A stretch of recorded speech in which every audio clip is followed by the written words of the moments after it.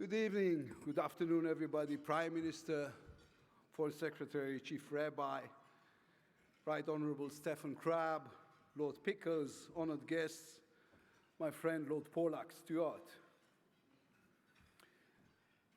In the 1980s, there was a play in Israel called Ghetto, the story of a group of actors in the ghetto who are given permission by an SS officer, a cultured mass murderer, to set up a theater in the basement of the ghetto and put on a play.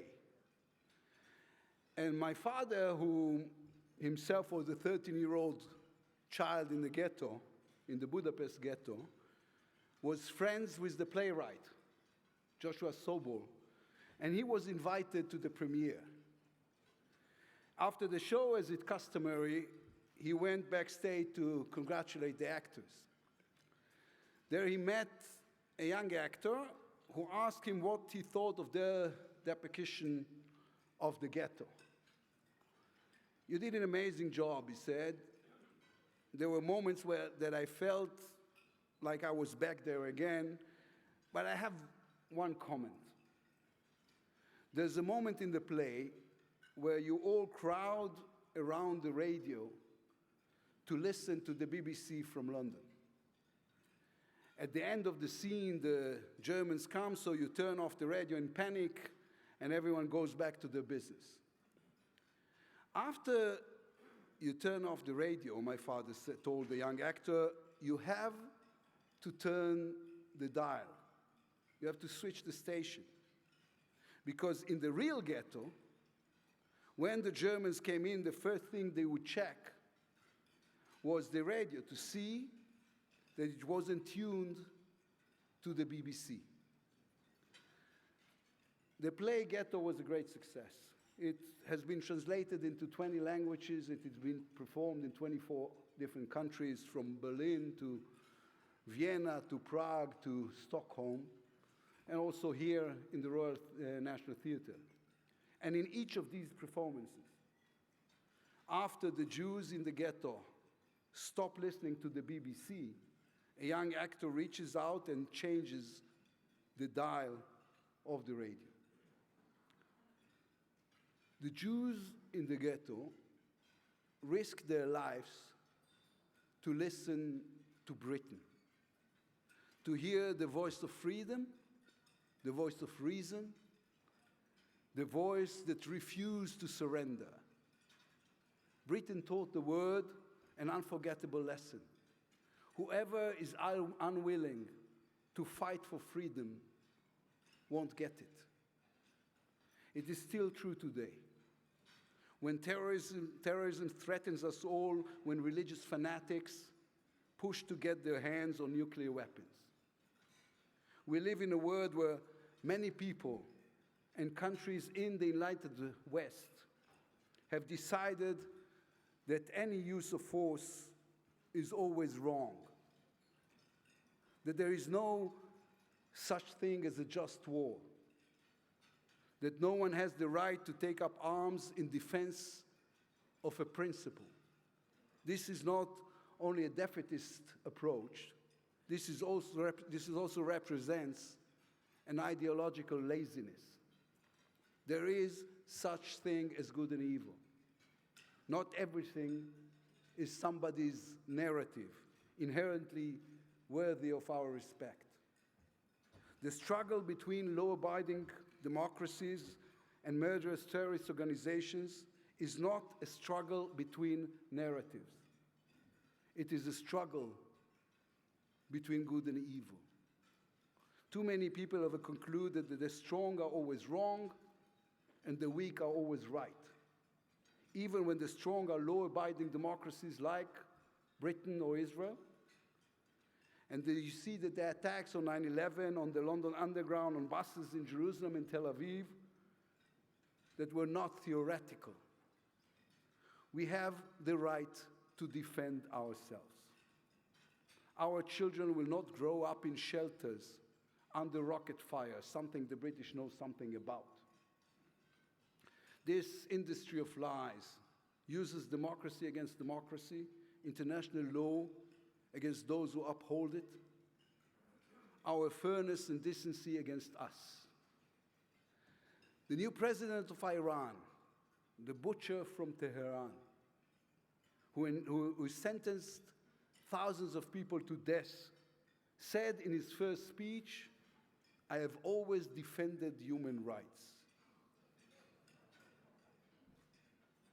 The terrorists of the Popular Front for the Liberation of Palestine, who slaughtered children in Israel, sleeping in their beds, claim to be freedom fighters. Hezbollah members, active in the slaughter of 500,000 people in Syria, speak of tolerance. They assume that in democratic societies, everyone will simply freeze in the face of these lofty words. We must prove them wrong. Not all ideas are equally worthy of respect. If someone tells us that their religious beliefs require them to hang gay people from cranes, they must know that we will never accept these horrors, that we will not remain silent simply because they claim this is a religious belief. And if someone tells us, as the Iranians, Hamas, and Hezbollah do, that it is okay to kill my children because of their distorted interpretation of Islam, claims that it is okay to kill Jewish children, they must know it's not going to happen. We are not going to get into a theological or ideological argument with them. We are going to defend ourselves from their evil and stand strong against their violence. The lesson we learned from listening to the radio in the ghetto hasn't been forgotten. 13-year-old Jewish children will no longer be victims. My children have an army. My children have the Mossad.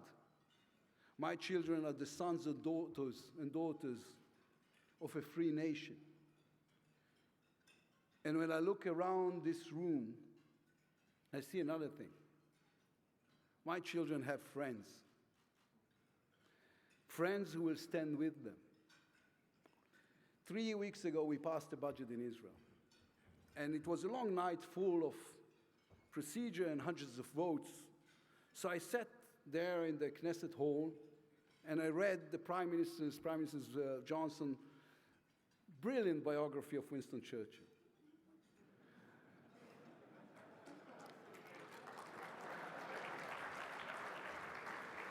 Next to me sat Prime Minister Bennett, and at 3 o'clock in the morning, I told him, "You have to read this sentence." And I showed him a quote from Martin Gilbert that appears in the biography. It says, "Churchill admired Jews, employed Jews, enjoyed the company of Jews, and believed in the Jewish homeland. He was not a Zionist," he once said, "but he was wedded to Zionism." That connection between us exists to this day. It is not a symbolic connection, but a deep practical friendship between political and security partners who see eye to eye on most of the geopolitical issues that preoccupy our world. This friendship between us was most recently reflected in the government's decision to proscribe all of Hamas as a terrorist organization.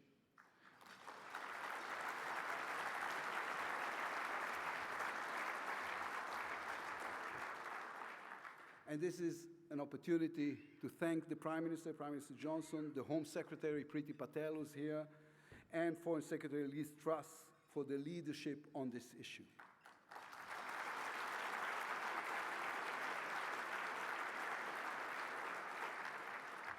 Our friendship will be reflected in the coming month in our shared determination to prevent Iran from acquiring a nuclear weapon at all costs. Israel will always protect itself, but we know we are not alone. and our hands are outreached for peace. Our agreements with our friends from the United Arab Emirates, Bahrain, and Morocco are the proof of this, and it is wonderful to see their ambassadors here with us today.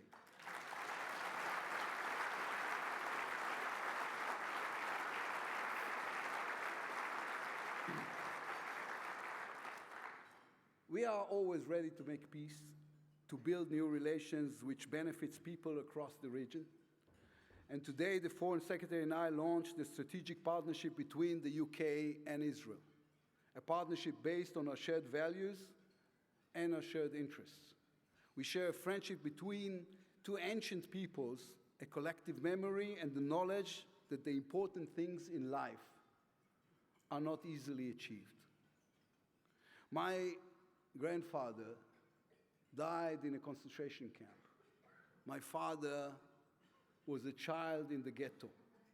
And I stand here before you as a leader of a strong and a confident nation. I still listen to the BBC every now and then, but when I leave the room, I leave the dial in the same place. Thank you very much, everybody.